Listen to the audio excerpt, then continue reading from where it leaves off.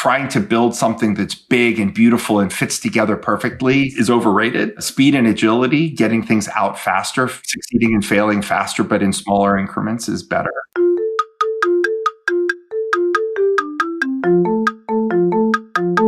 Are you a fitness-loving foodie? Then Defy Snacks is for you. Defy offers real, high-quality chocolate you love, combined with functional ingredients, giving you as much as 26 grams of protein per bag, so you can be both a little bit bad and a little bit good at the same time. As a female-owned brand, Defy dedicates a portion of its profits to other women-owned businesses. Currently sold in the US, you can find us on snacks.com and follow us on social at Defy Snacks.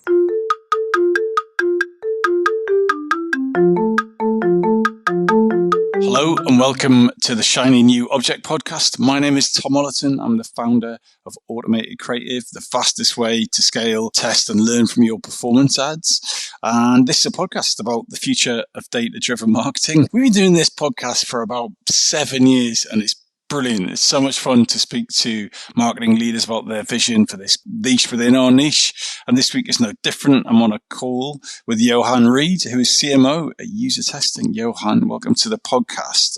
And for anyone who doesn't know who you are, could you give us a bit of an overview of your career? Oh, well, thanks, Tom. First of all, I'm thrilled to be here. Thanks for having me. I'm Johann Wrede. I'm the CMO at UserTesting. We provide a solution that combines a live human network with AI-powered synthesis to help our customers understand their customers' perspectives. It's a really interesting business, and I kind of wound up here through a circuitous path.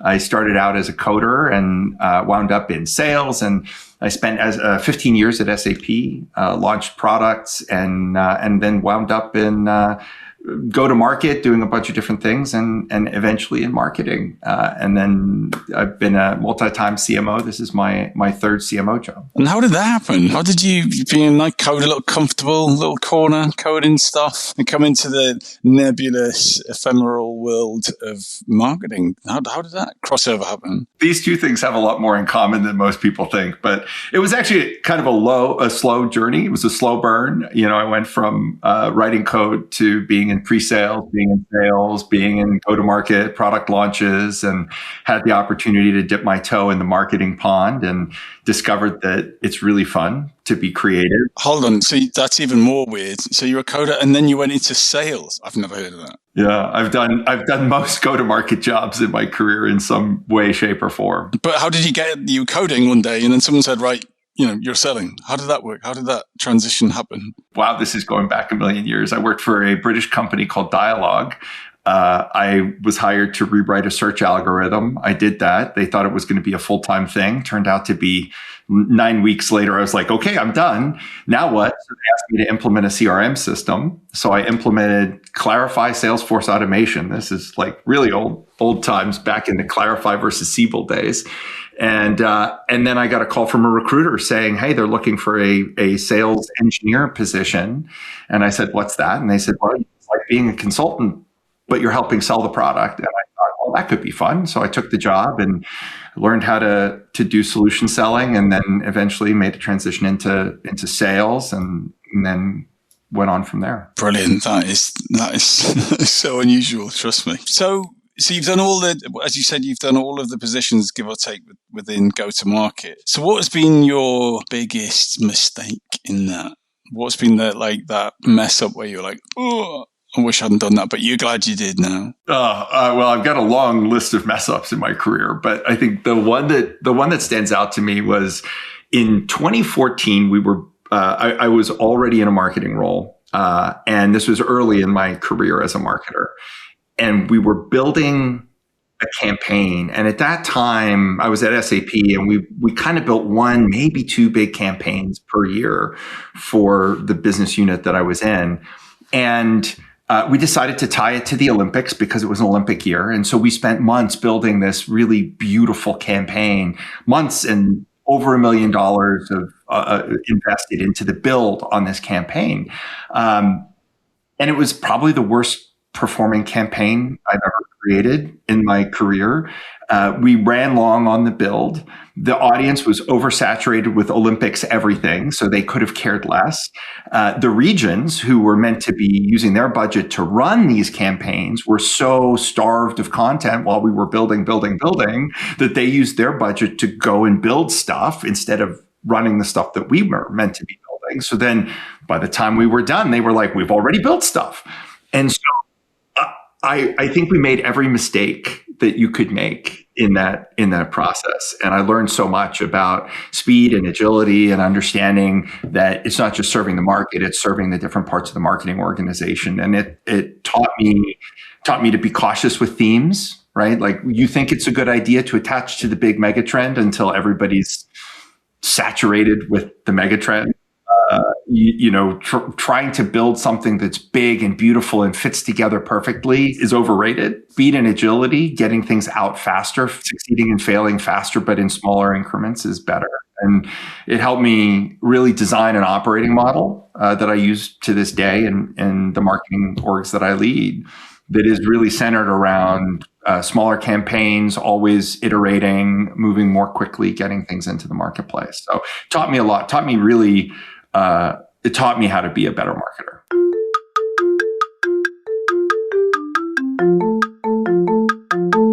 So my next question, as you know, is what is your best advice to become a better data-driven marketer? But I kind of feel that I want to hear what is that solution? What is that playbook that you have that you've taken on all these different organizations? Well,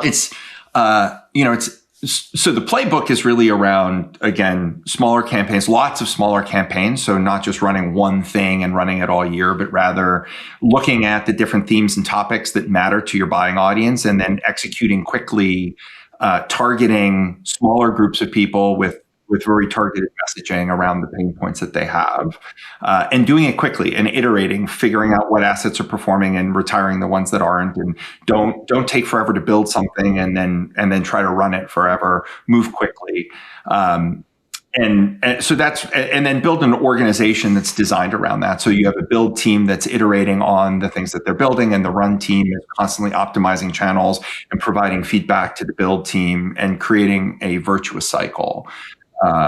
And again, built around speed and agility and coordination between those two so that the run team isn't off building their own things because the build team isn't feeding them what they need. And then the build team isn't building things that aren't needed because they're not getting the input and the feedback on what's working and not working. Well, that logic is very close to how we think automated creative, but you'd be amazed how few people even think like that, let alone be able to pull it off, unfortunately. Well, that's what you get when you put a coder with an engineering mindset in charge of marketing.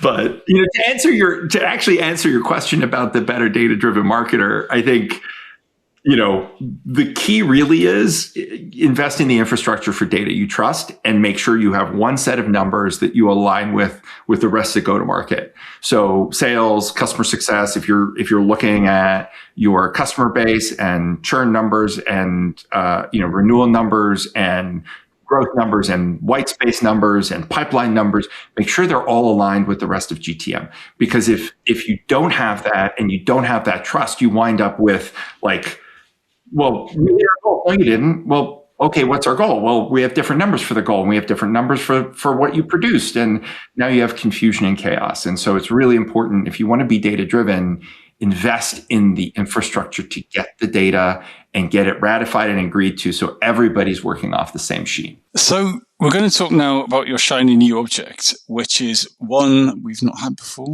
but one can be more shiny, can be more new, which is Claude Code and or Codex. So, Johann, there's going to be people who, like me, who are got their up to their elbows in this stuff, and there's some people going, "What's Claude?"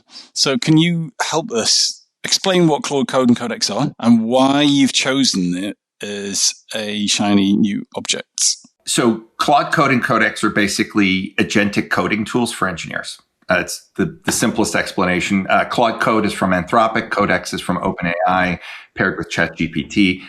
So these are tools that developers typically use to write code to develop applications versus what most people might experience when they use Claude or ChatGPT, which is more of the chatbot interface, ask it a question, get an answer. And why have you chosen it as your shiny new object? So, okay, the shiny object, the future of data-driven marketing for you is Claude Code and Codex. Why? Why have you chosen those two? And maybe it's because of my engineering coding background, but I find that these tools, I find that there's a lot of overlap between marketing and engineering. Like, I think marketing is effectively engineering with a different output. They both require skill, structured thinking. There's an art and a science to it. There's a tremendous amount of overlap between the disciplines. And so I really like the way that these tools allow us as marketers to approach solving marketing problems. And right now, everybody's rushing into agentic tools for marketing. And I think it's really critical to think about a structured approach and building a new architecture in the marketing tech stack.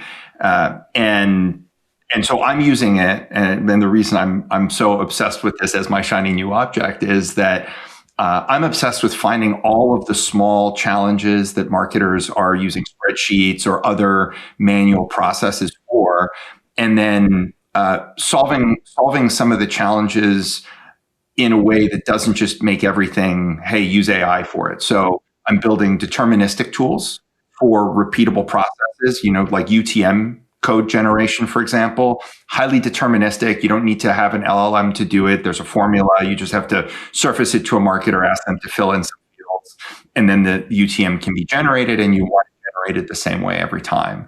And so building a UTM generator is incredibly easy to do it in an hour. And so then putting an MCP server on top of that so that an agent can call it to generate that UTM code.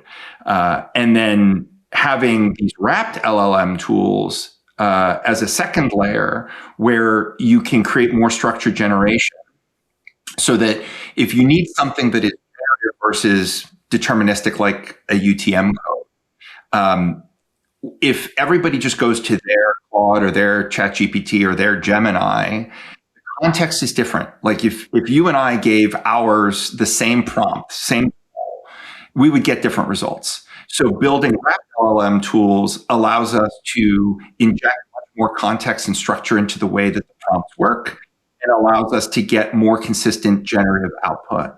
And then on top of that, we apply agentic AI that can call these other tools. And now what we get to is a much more automated and repeatable workflow. And so using these tools to build deterministic and wrapped LLM tools, as well as creating agents to then call those things, that is why I'm so excited about these tools.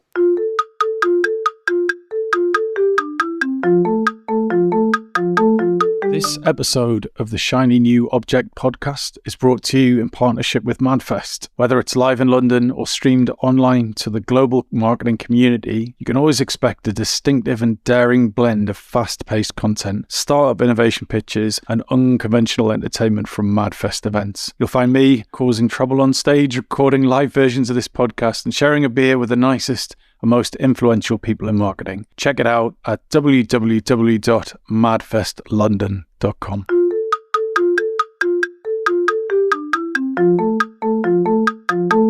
So, Johann, I'm going to have to push you for a more plain English description of what you've just said. I was there with you with most of it, I'll be honest. Not completely. I'm old enough to... But someone's coming new to this, right? They don't know what a UTM is. They don't know what deterministic means. And they're going, look, I'm the marketing manager at this chewing gum company. I'm looking at some chewing gum, right? Like, Johann, he's clearly miles ahead of everyone. But what do you mean? How do I start? Why is this of immediate benefit to me, the marketer, who's got a boss breathing down the neck going, why aren't you AIing everything and getting rid of the agency? Yeah. So if we start from that premise, right? Why aren't you AIing everything and getting rid of the agency? Typically, what we're talking about there is agentic AI. So effectively having bots that are running around doing things that humans might have done in the past. Those bots are only as good as the tools that they have access to and the data that they have access to. And so things like a UTM code is used in digital advertising to track where a click came from, and it has a certain format that's structured always the same. But you know that when you talk to Claude or you talk to ChatGPT, you always get slightly different output. So there are systems that you need that are highly repeatable, right? So rather than doing that in a spreadsheet like most people do, if it's in a spreadsheet, it's hard for an agent, an automation, to call that spreadsheet and say, I need one of these codes. So you have to write a little app that generates that for you. And then you can put an API, basically, it's called an MCP server, allows an agent to call that app as a tool and then go get that UTM code as part of a workflow process. Wrapped LLM tools that I was talking about are, and we see those, there are lots of SaaS products out there where it has AI in it. So that's a wrapped LLM where we take functionality and we put it on top of a tool like ChatGPT or Gemini or one of these LLM, large language model AI, generative AI tools. And what that allows us to do is it creates repeatability, because the user, the marketer, you'll write things differently than I'll write things differently. And even if we wrote the things the same way, copy and paste a prompt in, we'll get different outputs, because when we are using our own tools like ChatGPT or Claude, it learns who we are and it has different ideas about what it should give us. And so being able to build these applications that create more context and consistency will allow for more consistent output, and again, allow an agent to call those tools to get a consistent response back. And you need those building blocks first. If you just go and slap an agent on top and say, hey, I want you to automate all these things, what's going to happen is you're going to have chaos. Everything's going to look different. You're never going to get the same results twice. If you have different people that are using these agents, they're going to get different results. And then you wind up with disagreement in your organization because people are like, well, I used the tool, the agent ran it, and it gave me this. And the other person's like, well, the agent gave me different, so what's the right one, right? And so using these coding tools to do less just trusting AI and building these structured elements, these structured building blocks, and then letting that agent, that agentic AI call those structured building blocks, gets you a much more consistent, repeatable result. Yeah, so we've had this extreme user definition and the newbie definition. Beautiful, thank you. So the issues that I'm having is repeatability, right? And when you have like a fixed data set, like this is our UTM structure, for example, and you have the agent governing it. It's a fixed thing. This is this is our UTM structure. Blah blah blah blah. Like I need to use input output, right? Whereas the issue I'm finding, and I spotted this when I'd been on Reddit. So I love all the AI Claude chats on Reddit. It's literally terrifying. Yes. Nothing will keep you awake at night longer than thinking about your career once you've read some of those posts. But it's great. What this person was talking about is how more work shy Claude has become. Like how less willing it is to check its own homework. And so if you're like, even with a fixed data set, so like, I have a transcript of this call and I was like, well, what were Johann's points? He said, oh yeah, he talked about LLMs or whatever. And then you go, yeah, but did he? And then Claude will go, actually, no, I didn't check. And you're like, mate, what am I paying you for? What am I paying you for? So how are you getting around that consistency? I think, for starters, a lot of it is prompting. So ask it to check its work, build loops in. Of course, I think I've done that, you see. But use different tools. Okay. So ask Codex. Like I will ask one AI to check another AI's work. Also, let's be honest. Right now, it's a little bit of the Wild West out there. And you mentioned Reddit. If you go out and you read about these tools, they are evolving. They are leapfrogging. It was all about ChatGPT, and then at the beginning of this year, Claude ate the universe. And now all of a sudden, Anthropic. There's some news about Anthropic is trying to manage their costs, so they're tinkering with the formula behind the scenes, right? And so the amount of thinking time, because if you remember that these companies they're businesses and they have costs on the back end that they're trying to manage. Every millisecond of extra compute winds up piling up into a lot of additional cost. And so, I think that's where you see all the recent Reddit threads and Instagram reels about, has Claude lost its mind? I think a lot of that is attributed to some tinkering they're doing on the back end, but that's why, I believe it's important to subscribe to all of these tools right now and make your workflows independent of the tool so that you can pull it out, replace it with a different tool, see if you get a better result. But that's also why I'm a big believer in build applications that don't require AI in order to do things that are highly repeatable and structured. I think one of the big mistakes that I see right now, marketers are using ChatGPT or Claude or whatever for everything. They go there and they're like, oh, I want this, and analyze this data, do all these things. I'm like, well, you don't need to analyze the data. What you're actually asking for is a formula. Like, help me build a formula and then put the formula in your Excel spreadsheet and pull it down the column and get your answer. Don't ask it to calculate the answer and populate the spreadsheet, right? And I think that's where we have to get better at identifying the use cases and what types of AI use is appropriate and when. And that brings me back to why Claude Code versus Claude, right? I want to build things that are reusable and appropriate as opposed to just asking the LLM to do everything. Saves me on tokens, and it also improves the quality of the output regardless of these tools. But you can always ask Codex to check Claude Code's output, debug, do code reviews. You can do the same thing. ChatGPT, hey, I got this from Claude. Can you give it a review and give me feedback? Get a second opinion. Ask both tools to review the same transcript and look at the two highlights that they put together, and then human in the loop. Right, review it. So, Johann, I could go in so many different directions here, and we've run out of time. So, I've got one question left for you. So, I can't get away from the argument that AI is being completely subsidized by the big players at the minute, right? All of that compute, so no one's making any money. Everyone's losing money. Everyone's losing money faster than anyone's ever lost money. Right? It reminds me of the .com days. I came into this industry just after that, but it's like, random numbers. Someone said that on Anthropic's most expensive product, they still lose 20% or something. Like in ChatGPT, burning. Everyone's burning money. Someone said ChatGPT is a website. So it's a money pit with a website built on top. Right. So you and I, you're doing your Claude Code, and I'm using it all the way across my work and the business, and it's fun, if not frustrating. But it's pretty close to free. It's not far off free, right?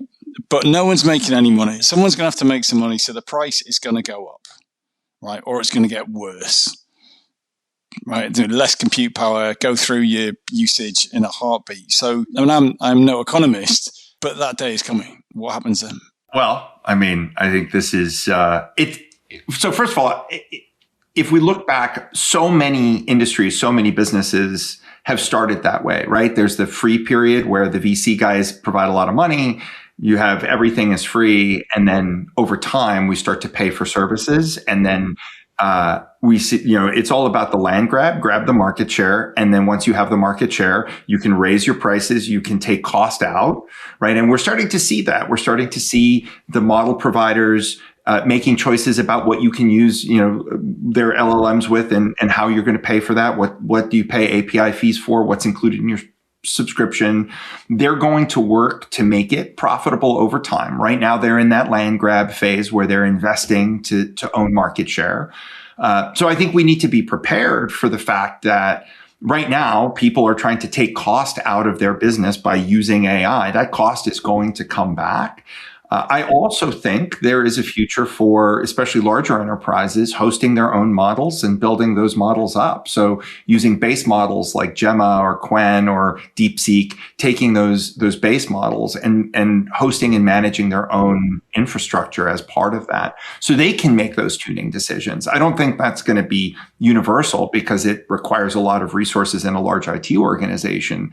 But I think businesses will figure out how to adapt to a changing cost structure around AI. But for right now, I think it's about us learning these tools, figuring out how to use them, and keeping an eye on the fact that there may be some cost takeout now as you automate things and think about reducing headcount, but those costs are going to come back as the profitability requirements change on the frontier model providers.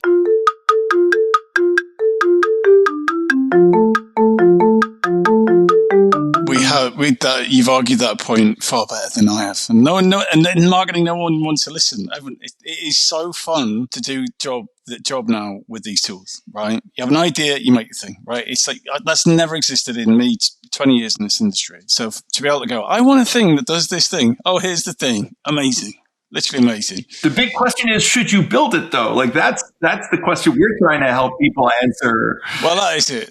Well, now my brain is just, what I could do is I could build an app to do it. And I go, what if I did this thing for my daughter? Or but really it's like, no, do I actually need any of these things? Which is and that's the question we're trying to help companies answer is like, do your customers actually want these things? That's the big question on everybody's mind right now, because with AI, you can build anything. So the question is, what should you build? What is valuable to your customer? Right. We need to do another 7 of these podcasts, Johann. Thank you so much. If someone wants to get in touch with you, what's the best way to do that? And what makes a message that you'll respond to? Find me on LinkedIn and message me with anything but a sales pitch. Anything but a sales pitch, please. I get so many of those. Yes, indeed. Because someone's built a bot to automate the production of sales pitches now.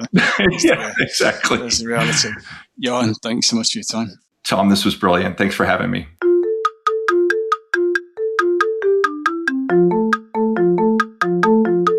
Hi, just before you go, I'd really appreciate it if you could take the time to write a review of the shiny new Object podcast on Apple Podcasts or iTunes, whatever it's called these days, or whichever podcast provider you use. We're an indie podcast, so it would go a long way for us if you could just share the word and give us a bit of a support on those channels. That would just be fantastic. If you haven't got time, that's also cool. And yeah, if you could tell your colleagues about the podcast, and also, if possible, don't forget to subscribe. And I'd love to hear your feedback. If you'd like to speak on the podcast or be a guest, or you think I'm asking the wrong questions, anything, I'd be super interested to hear what you think. So please email me at tom@automatedcreative.net. That's TOM at, I'm not going to bother spelling it. Anyway, you'll work it out. Thanks so much.